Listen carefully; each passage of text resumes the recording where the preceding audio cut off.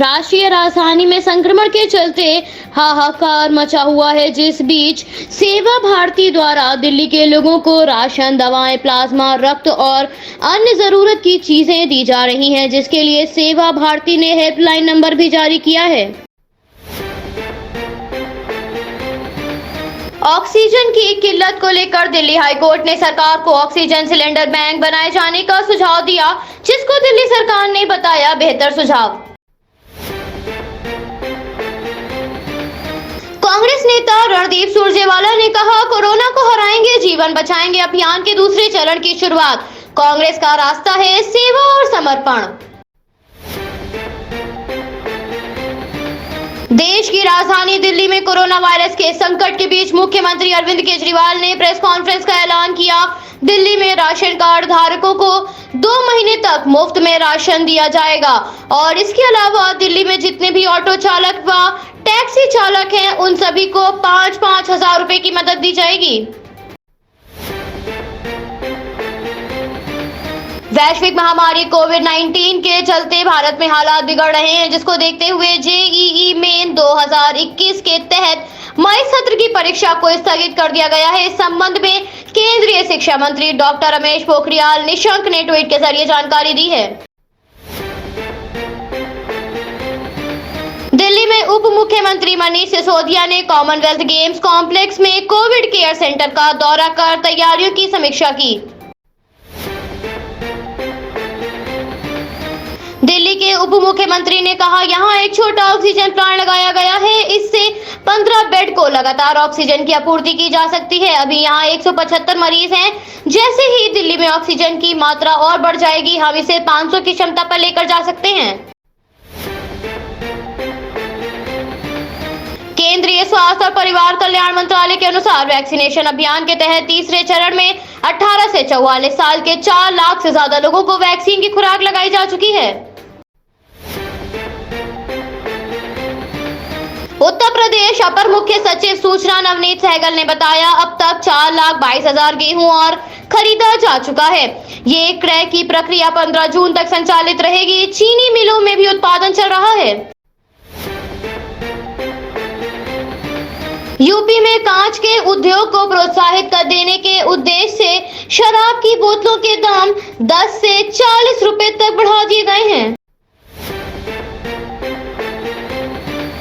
उत्तर प्रदेश की राजधानी लखनऊ में ऑक्सीजन की किल्लत को दूर करने के लिए योगी सरकार ठोस कदम उठा रही है, जिसके मद्देनजर जमशेदपुर से लखनऊ ऑक्सीजन एक्सप्रेस पहुंची। एक्सप्रेस में 10 ऑक्सीजन कंसंट्रेटर्स मौजूद रहे।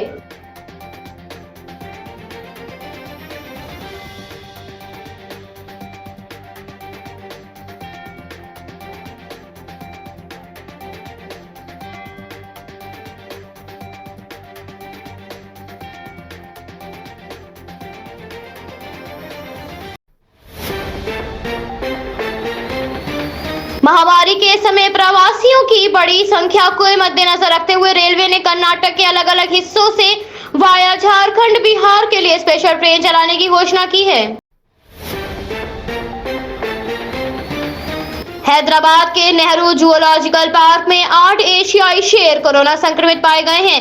संक्रमित शेर को आइसोलेट कर दिया गया है। इन सभी शेरों में कोरोना के लक्षण पाए जाने के बावजूद इनका व्यवहार सामान्य है। मुंबई बीएमसी ने बुजुर्गों के लिए शुरू किया खास ड्राइव इन वैक्सीनेशन अभियान, जिसके तहत बुजुर्गों को गाड़ी में बैठे बैठे ही वैक्सीन लगाई जाएगी।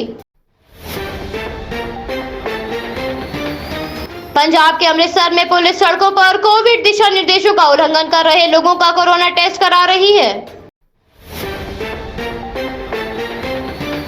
मध्य प्रदेश के मुख्यमंत्री ने कहा, कोरोना से बचने का एक तरीका ये भी है कि अगर इसके लक्षण आए तो तुरंत टेस्ट कराएं, संक्रमित होने पर इलाज शुरू कराएं। समय पर इलाज मिलने से हम इसे मात दे सकते हैं।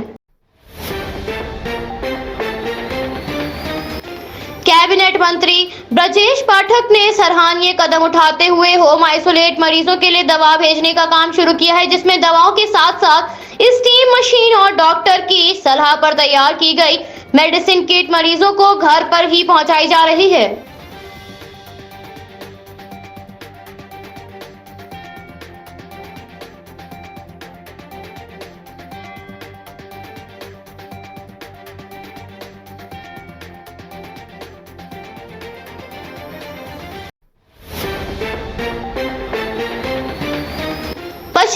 में चुनाव नतीजों के बाद हो रही हिंसा पर प्रधानमंत्री मोदी ने राज्यपाल से फोन पर बातचीत की और चिंता जताई, जिसके लिए राज्यपाल ने कहा, बंगाल में राजनीतिक हिंसा लोकतंत्र को शर्मसार करने वाली।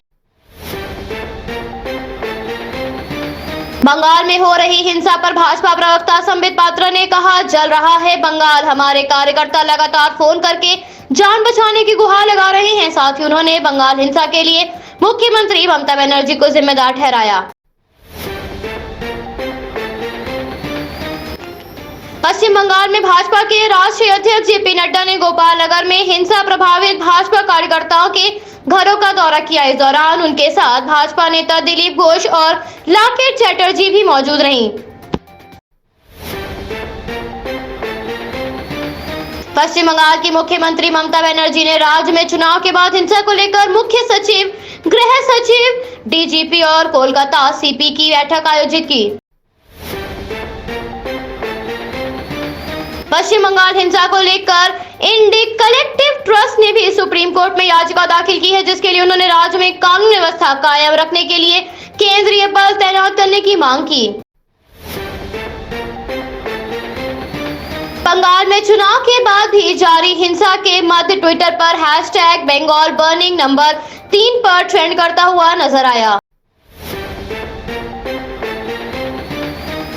कई खिलाड़ियों के संक्रमित होने के बाद बीसीसीआई ने आईपीएल को स्थगित कर दिया है, जिसके बाद खिलाड़ियों को अपने परिवार के साथ घर लौट जाने के दिशा निर्देश दिए गए हैं। माहोब में जिला पंचायत सदस्य की 14 सीटों पर हुए चुनाव में निर्दलीय प्रत्याशियों का दबदबा रहा। बसपा, सपा व कांग्रेस समर्थक प्रत्याशी चुनाव मैदान में किस्मत आजमा रहे थे, तो सपा को 5 सीट और भाजपा को 3 सीटों से ही संतोष करना पड़ा। वहीं बसपा व कांग्रेस समर्थी प्रत्याशियों का खाता भी नहीं खुला। कंगना रनावत के ट्विटर अकाउंट को सस्पेंड कर दिया गया है। कंगना बंगाल में हुए इलेक्शन के बाद से लगातार अपने अकाउंट पर कुछ न कुछ शेयर कर रही थी, जिसके बाद ये फैसला लिया गया है। हालांकि अभी तक इस पर कंगना या उनकी टीम की तरफ से कोई बयान नहीं आया है। बदल सकता है मौसम का मिजाज। गोरखपुर सहित पूर्वी उत्तर प्रदेश के करीब 75% स्थानों पर बूंदाबांदी से लेकर हल्की बारिश की संभावना जताई जा रही है। कोरोना काल के चलते भारतीय सेना के पूर्व सैनिकों को भी मेडिकल सुविधाएं नहीं मिल पा रही हैं, जिसके चलते वो इधर उधर भटकने को मजबूर हैं। आईपीएल स्थगित किए जाने के बाद ट्विटर पर हैशटैग आईपीएल कैंसिल नंबर 2 पर ट्रेंड करता हुआ नजर आया। मेक्सिको में हुआ बड़ा हादसा। मेट्रो ट्रेन गुजरने के वक्त पुल ढहने से 20 लोगों की मौत हो गई, तो वहीं कई लोग गंभीर रूप से घायल हो गए हैं। साथ ही सड़क पर जा रही कारें भी इसकी चपेट में आ गई हैं।